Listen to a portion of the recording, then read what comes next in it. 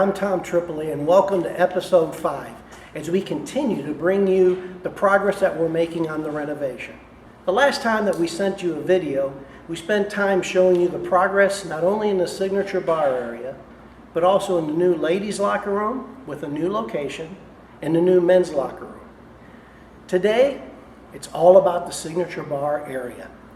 We have done a tremendous amount of work that I'm very, very anxious to show you.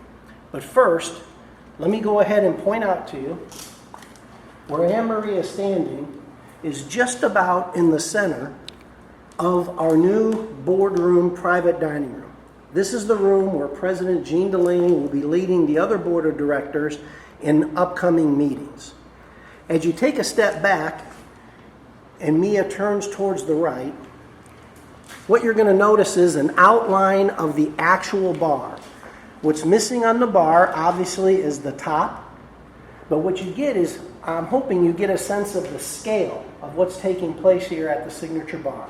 As we shared with you before, this is where you, fellow members and guests, will enjoy handcrafted cocktails, incredible music, and a background and an atmosphere that is second to none. Where Nancy and Wendy are, is they are actually positioned where one of 3 tables going towards the golf course will be set, where 4 people are going to be able to gather and enjoy what's taking place in the signature bar. As you go to the right, you'll see Mark Kopetsky and our director of tennis, Denny Rager, being mock served by Paul Donahue, who's actually behind the bar. In the corner, that's where we'll have a 75-inch beautiful TV that'll be here so you can enjoy all the best events. It'll give us an opportunity to show live scoring at the important tournaments that take place here also. As we continue to go to our right, Susanna is actually placed where there'll be one of 4 tables that'll be situated for individuals to enjoy cocktails and, of course, bar eats and foods that go along with that.